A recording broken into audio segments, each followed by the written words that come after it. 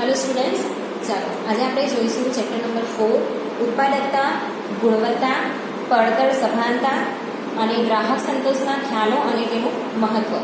બરાબર. હવે એને ઇંગ્લિશમાં કહેવાય છે કન્સેપ્ટ ઓફ પ્રોડક્ટિવિટી,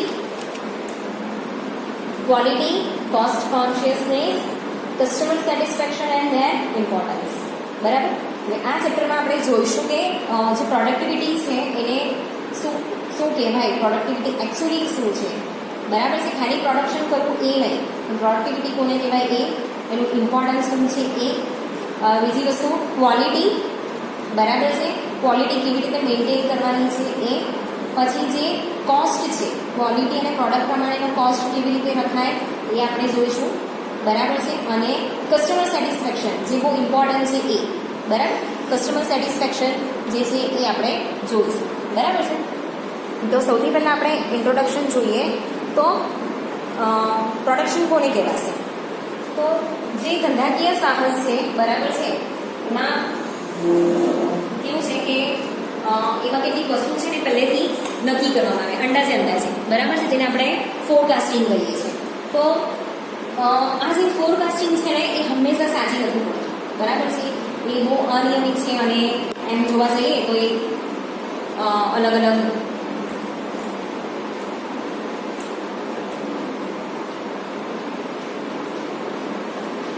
પર્યાવરણ પ્રમાણે, અલગ પદ્ધતિ પ્રમાણે એની યોજના કરવામાં આવેલી હોય એટલે દર વખતે સાચી પડે નહીં. બરાબર છે. તો આ જે ધંધાકીય એકમો છે એની જે પ્રવૃત્તિ છે એ પ્રવૃત્તિ કેવી છે કે એ સંલગ્ન ચાલ્યા કરતી. બરાબર છે. એની અંદર બહુ બધા રિસ્ક પણ છે, એ રિસ્કનો સામનો કરતા પણ આવડવું જોઈએ. બરાબર છે. એની અંદર આપણે બીજા કયા વસ્તુની ધ્યાન રાખવાની છે. તો જ્યારે પણ પ્રોડક્શન કરીએ છીએ, બરાબર છે, તો એની પ્રોડક્ટિવિટીને આપણે કેવી રીતે વધારી શકીએ. એટલે આપણી પાસે જે રો મટીરિયલ છે ને, એક સિમ્પલ જો તમને કહ્યું ને તો પ્રોડક્ટિવિટી વધારીએ કેવી રીતે. આપણી પાસે જે રો મટીરિયલ છે એમાંથી આપણે એવું ફોરકાસ્ટ કરેલું છે કે આટલા પ્રોડક્ટ બનશે. બરાબર છે. પણ જો આપણે વસ્તુની કરકસર કરીને એમાંથી હજુ બીજા થોડાક વધારે પ્રોડક્ટ બનાવી શકીએ. બરાબર છે. એનો બગાડ ઓછો કરીને વધારે હજુ બીજા પ્રોડક્ટ બનાવી શકીએ તો એ જે વસ્તુ છે, બરાબર છે, એને આપણે કહીશું પ્રોડક્ટિવિટી. એવી રીતે ગુણવત્તા સુધાર, એની જે ગુણવત્તા છે હંમેશા સારી હોવી જોઈએ. કોઈ પણ પ્રોડક્ટ હોય, બરાબર છે, એની ગુણવત્તા સારી હોવી જોઈએ. પડતર સભાનતાની કેળવણી, ગ્રાહક સંતોષ, આ જે બધી વસ્તુ છે એટલે જે કોસ્ટ આપણને પડે છે એ કોસ્ટ એની અંદરથી આપણને પ્રોફિટ મળે છે કે નહીં. બરાબર છે. એક પ્રોડક્ટ બને છે એની પાછળ જે પણ કોસ્ટ થાય છે એ કોસ્ટ આપણને પરવડે છે કે નહીં એને પડતર કહેવાય. બરાબર છે. એના પછી આવે છે કે કસ્ટમર સેટિસ્ફેક્શન. કસ્ટમરને જે પણ પ્રોડક્ટ છે એનાથી શું થવું જોઈએ, સેટિસ્ફેક્શન થવું જોઈએ. ઓકે. તો આ બધી જે સામાન્ય બાબતો છે એનું અહીંયા બહુ ધ્યાન રાખવાનું છે. બરાબર. તો એઝ અ એન્ટરપ્રેનર, તો એઝ એન્ટરપ્રેનર જે આવા બધા પરિબળો છે, બરાબર છે, એના પર હંમેશા એને કંઈક ને કંઈક નવી મેથડથી કે નવી ટેકનિકથી કે એની અંદર નવીનતા લાવીને તમારે આ જે વસ્તુ છે એમાં વિવિધતા પણ લાવવી પડે છે. બરાબર છે. એના પર કંટ્રોલ બી કરવો પડે છે. તો જ તમે આગળ જઈને બધી વસ્તુ વ્યવસ્થિત ચલાવી શકો. બરાબર છે. તો આમાં કેવું છે કે વિવિધ પ્રકારની તમારી મેથડ છે કે પછી એમાં વેરિએશન છે કે એની ક્વોલિટી છે, એનો જે શેપ છે, બરાબર, એ બધી વસ્તુમાં પણ તમે વિવિધતા તમારે લાવવું પડે છે. બરાબર. બીજી વસ્તુ કે આ જે બધી વસ્તુ છે ને એના પર બીજી કઈ વસ્તુ જે છે અસર કરે છે. તો ટેકનોલોજી છે, ધંધાકીય બાબતો છે, રાજકીય બાબતો છે, સામાજિક પર્યાવરણ છે, એ પણ ધંધામાં ક્યારેક સફળતા કે નિષ્ફળતા લાવી શકે છે. બરાબર. એટલે જે આંતરિક વસ્તુ છે, બરાબર, રો મટીરિયલ જે છે કે આજે ક્વોલિટી છે, મશીનરી છે, એની સાથે જે આ બાહ્ય પરિબળો છે એ પણ અહીંયા કેવું છે કે એના પર ધંધા પર અસર કરતા હોય. તો એની સાથે અનુકૂલન સાંધવામાં જો આપણે સફળ રહીએ તો આપણે જે આપણો બિઝનેસ સ્ટાર્ટ કર્યો છે એમાં આપણે એને સારી રીતે આગળ વધારી શકીએ છીએ. બરાબર છે. હવે બીજી અહીંયા બાબત છે કે બધી જ કંપનીઓએ છે ને તો જે પર્યાવરણ છે એને બચાવવા માટે અહીંયા સરકાર તરફથી અને પોતાના તરફથી બી કોઈ ને કોઈ અંકુશ અહીંયા લાવવામાં આવેલા છે, બરાબર છે. જે ઓર્ગેનાઇઝેશન છે, એવું ઇન્ડસ્ટ્રી છે, એ પણ એવું વિચારે છે આજકાલ કઈ જે પર્યાવરણ છે એને કોઈ નુકસાન નહીં થાય, બરાબર, કે આજુબાજુનું એટમોસ્ફિયર છે એને નુકસાન નહીં થાય. તો એની આપણે એવી વસ્તુની કે એવી દવાઓનું આપણે જે છે પ્રોડક્શન નહીં કરીએ, આપણે વેચાણ નહીં કરીએ, બરાબર છે. તો આને કહેવાય social corporate social responsibility, CSR, બરાબર છે. તો જ્યારે આપણે કેવું છે કે આપણા ફાયદા માટે આવી બધી વસ્તુનું પ્રોડક્શન કરીએ જે પર્યાવરણને નુકસાન કરતું હોય, બરાબર છે, તો ત્યારે કેવું થાય કે જે આંતરિક પરિબળો છે એ આપણને સાથ આપે છે, પણ જે બાહ્ય પર્યાવરણ છે એની સાથે આપણે અનુકૂલન સાધી શકતા નથી, બરાબર છે. ક્યારેક ક્યારેક આપણી ફેક્ટરી બંધ પણ થઈ શકે છે. ચાલો, હવે આપણે જોઈએ કે જ્યારે તમારી પાસે તમે ડિપ્લોમા એન્જિનિયરિંગ કરીને, મિકેનિકલ ડિપ્લોમા એન્જિનિયરિંગ કરીને જ્યારે તમે માની લો કે એન્ટરપ્રેનરશિપ કરો છો કે સેલ્ફ એમ્પ્લોયમેન્ટ કરો છો, તો એમાં જો તમારે as a entrepreneur, as a self employment તરીકે તમારું કરિયર સ્ટાર્ટ કરવું હોય તો એના માટે કયા કયા પરિબળો છે જે કામ લાગે છે. તો એઝ અ એન્ટરપ્રેનર અહીંયા સૌથી પહેલાં આવ્યું છે ઉત્પાદકતા, એટલે કે પ્રોડક્ટિવિટી, બરાબર છે. જે આ પ્રોડક્ટિવિટી છે એ કેવી રીતે અહીંયા તમે વધારી શકો, તમારું રો મટીરિયલ કેવું હોવું જોઈએ, આ પ્રોડક્ટિવિટીની અંદર તમારે ક્વોલિટી જે છે એ કેવી રીતે મેન્ટેન કરવાની છે, બરાબર છે. પડતર સભાનતા, તો જે કોસ્ટ કોન્શિયસનેસ છે એ કેવી રીતે રાખવાનું છે, બરાબર. એની અંદર આટલા કોસ્ટની અંદર રો મટીરિયલ આવે છે, આટલું મારા મશીનરીનો ખર્ચો છે, આટલું મારું લાઇટ બિલ છે, આટલો મારો પાણીનો ખર્ચો છે, બરાબર. આટલી લાઈક ઇલેક્ટ્રિસિટી જે છે હું યુઝ કરું છું મશીનરી માટે, આટલી બીજા ડિપાર્ટમેન્ટમાં જાય છે, મશીનો જે ઘસારો છે એને મેન્ટેન કરવા માટેના પૈસા, ટ્રાન્સપોર્ટેશન, પેકિંગ, એડવર્ટાઇઝમેન્ટ, માર્કેટિંગ, બધી જ વસ્તુ અહીંયા જે છે આપણે એના પર બધી જ વસ્તુ પર આપણે ધ્યાન આપવું પડે છે, બરાબર. એની સાથે જ્યારે તમારી પ્રોડક્ટ માર્કેટની અંદર જાય છે, ગ્રાહક એને ખરીદે છે, જે કસ્ટમર છે એને ખરીદે છે, બરાબર. અને તમારે એની અંદર કસ્ટમરને પણ સેટિસ્ફાઈ કરવાના છે કે ક્વોલિટી તો ઓફકોર્સ તમારે મેન્ટેન કરવી જ પડશે, બરાબર. તો આ બધી જ વસ્તુને આપણે એક સાથે આવરી લેવાની છે, બધી જ વસ્તુને આપણે એક સાથે રાખવાની છે, બરાબર. કેમ કે આ બધા જે પરિબળો છે ને એકબીજાના પૂરક છે. તો પ્રોડક્શન કરીએ ત્યારે જે પ્રોડક્ટ છે એની ક્વોલિટી મેન્ટેન કરવાની હોય છે, એની પાછળ કેટલો ખર્ચો થાય છે એ જોવાનું હોય છે, બરાબર. એટલા ખર્ચાથી આપણે પ્રોફિટ થશે કે નહીં એ આપણે જોવું પડે છે. આટલા પૈસામાં કસ્ટમર ખરીદશે કે નહીં એ જોવું પડશે, એનું સેટિસ્ફેક્શન જોવું પડશે, બરાબર. તો અહીંયા આ જે બધી વસ્તુ જે છે એ એકબીજાની પૂરક થાય છે, બરાબર. એ બીજી વસ્તુ કે જ્યારે કસ્ટમરને સેટિસ્ફેક્શન નહીં થાય તો આપણે શું કરવું પડે, જે આપણી ગુણવત્તા છે એમાં સુધારો કરવો પડે, બરાબર. તો જે સારી ગુણવત્તાની જે માલ સામગ્રી છે અને જે ઇનપુટ્સ છે, બરાબર, કે જે સારી ક્વોલિટીના જે સાધનો છે આપણી પાસે, બરાબર, એ હોવા જોઈએ જ્યારે આપણે સારી ક્વોલિટીની વસ્તુ બનાવવાના હોઈએ ત્યારે.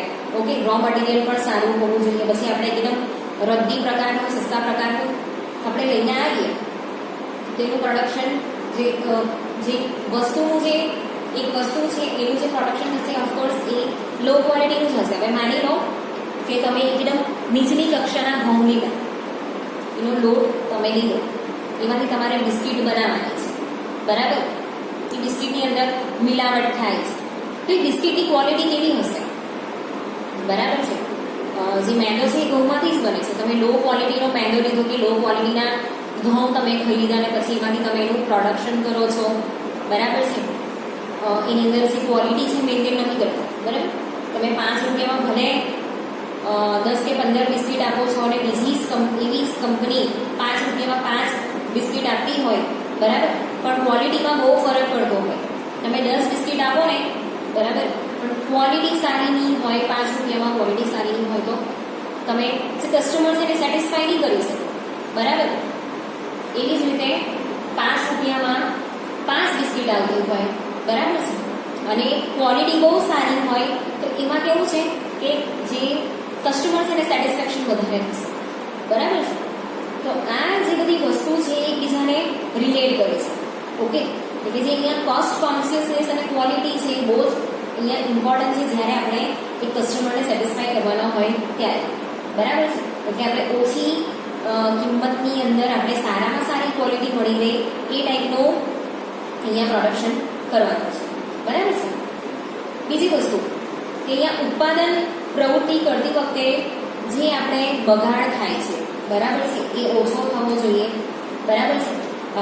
જે કસ્ટમર જે છે, બરાબર, એને આપણે અહીંયા સેટિસ્ફાઈ કરવાના છે. તો એની સાથે આપણે આપણું પણ ધ્યાન રાખવાનું છે, આપણને નુકસાન નથી થતું ને. બરાબર છે? એક નાનામાં નાની વસ્તુ પણ અહીંયા વેસ્ટ નહીં થવી જોઈએ. બીજી વસ્તુ કે જે એમ્પ્લોઈઝ છે એ એમ્પ્લોઈઝ પોતાની અંદરની જે એબિલિટી છે એને વેસ્ટ નહીં કરે એ પણ અહીંયા આપણે જોવાનું છે. બરાબર છે? તો જે લોકો કામચોર હોય કે જેને કામ નહીં આવડતું હોય તો આપણે એને શીખવાડીને એને કામે લગાડી શકીએ. એનો જે મેન પાવર છે એને આપણે કામે લગાડી શકીએ. એના માટે જે કર્મચારીઓ છે એના પર બી આપણે અંકુશ લાવવા પડે. બરાબર છે? એના માટે જેટલા બી અધિકારીઓ છે એ અધિકારીઓને પણ આવડવું જોઈએ કે આ જે એમ્પ્લોઈઝ છે એ લોકોને આપણે એ લોકોમાંથી જે સારામાં સારી વસ્તુ છે કેવી રીતે બહાર કાઢી શકીએ અને એ લોકોનો જે એબિલિટીનો યુઝ છે આપણે સારામાં સારી રીતે કેવી રીતે કરી શકીએ. બરાબર છે? અહીંયા બધી જ વસ્તુ બહુ મેટર કરે છે કે રો મટીરિયલ હોય, પૈસા હોય, ક્વોલિટી હોય, બરાબર, કે હ્યુમન પાવર હોય, હ્યુમન ઓથોરિટી હોય, બધી જ વસ્તુ અહીંયા બહુ ઇમ્પોર્ટન્ટ છે. જો બધી વસ્તુનું આપણે બરાબર ધ્યાન રાખીએ, બરાબર છે, તો આપણે ઉચ્ચ ગુણવત્તાની અને ઓછી કિંમતની વસ્તુ અહીંયા આપણે બનાવી શકીએ છીએ, જેનાથી આપણે વધારે પ્રોફિટ પણ લાવી શકીએ છીએ અને કસ્ટમરને સેટિસ્ફાઈ પણ કરી શકીએ છીએ. બરાબર? તો અહીંયા કઈ વસ્તુ મહત્વની છે? તો પ્રોડક્ટિવિટી, ક્વોલિટી, કોસ્ટ કોન્શિયસનેસ અને કસ્ટમર સેટિસ્ફેક્શન. જે ચાર વસ્તુ છે એ બહુ જ ઇમ્પોર્ટન્ટ છે. બરાબર? હવે આપણે બીજો એક સ્ટેપ આગળ જોઈએ કે જ્યારે જે ઉત્પાદકતા છે એ ઉત્પાદકતાનું મહત્વ શું છે. બરાબર? જ્યારે પણ આપણે કોઈ વસ્તુનું ઉત્પાદન કરીએ છીએ તો આ ઉત્પાદન કરતી વખતે જે ચાર ઇનપુટ્સ છે, જે ચાર સાધનો છે, બરાબર છે, એમાં એ ચાર સાધનો અહીંયા બહુ ઉપયોગી છે. બરાબર છે? આપણે આગળ જોવું ગયા કે ભાઈ ઉત્પાદન માટે કઈ કઈ વસ્તુની જરૂર પડે છે, પણ અહીંયા જે ચાર સાધનો છે જે મેં તમને ઇનપુટ કીધું, તો એ ઇનપુટ કયા કયા છે? તો માનવી એટલે કે મેન, બરાબર, એના પછી છે યંત્રો એટલે કે મશીનરી, મશીન્સ, બરાબર, એના પછી છે માલ સામગ્રી એટલે કે મટીરિયલ્સ. અહીંયા ખાલી રો મટીરિયલ્સ નહીં, બધું જ આવી જાય છે. બરાબર? એના પછી આવે છે મની, નાણાં. બરાબર? તો થઈ ગયા ને 4 એમ. ઓકે, પછી 4 એમ છે, એ 4 એમ ઉત્પાદન માટે આઉટપુટ, આ આપણા ઇનપુટ છે. બરાબર? ને અહીંયા જે પ્રોડક્શન થાય છે એ પ્રોડક્શન થશે આઉટપુટ. તો જ્યારે આઉટપુટ જોઈતું હોય સારું, તો અહીંયા જે 4 એમ છે એ બહુ મહત્વના છે અને એ સારા હોવા પણ બહુ ઇમ્પોર્ટન્ટ છે. બરાબર? એ ઉત્પાદક હોવા બહુ ઇમ્પોર્ટન્ટ છે. તો એ લોકોની જે ઉત્પાદન ક્ષમતા છે એ સારી હોવી જોઈએ, તો જ તમારું જે આઉટપુટ છે એ તમને સારું મળશે. બરાબર? એક એક્ઝામ્પલ આપું કે 1 કલાકમાં 5 એકમ છે. બરાબર?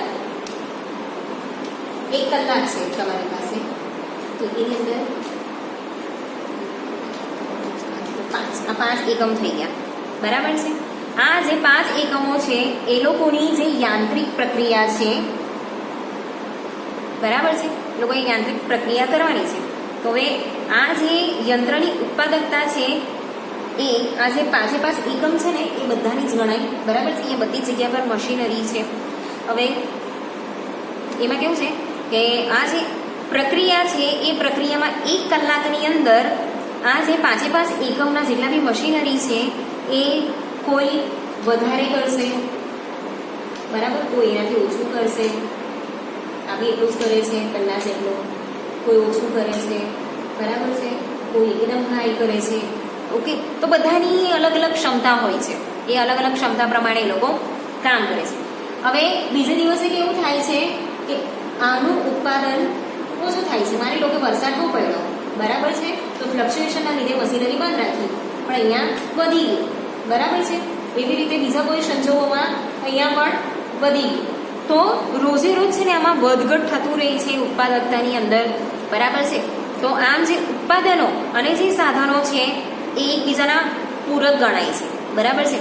અને આની આ જે વસ્તુ છે એની અંદર આ જે વધઘટ થાય છે, જે મશીનરી છે, બરાબર, જે સિચ્યુએશન પ્રમાણે અહીંયા જે પ્રોડક્શન થાય છે એ ટોટલી અસર કરે છે આ આઉટપુટને, બરાબર છે. તો આમ જે ઉત્પાદકતા છે એ ઉત્પાદકતાની અંદર જે આ 4 વસ્તુ છે, મેન, મશીન, મટીરિયલ અને મની, એ બધી વસ્તુ પણ બહુ મેટર કરે છે, બરાબર. આમ જે પ્રોડક્શન છે એ પ્રોડક્શનની અંદર આ બધી વસ્તુનું ધ્યાન રાખવું બહુ જરૂરી છે. હવે નેક્સ્ટ લેક્ચરમાં આપણે લઈશું કે ઉત્પાદકતા જે છે એની ડેફિનેશન, બરાબર, અને એને અસર કરતા પરિબળો.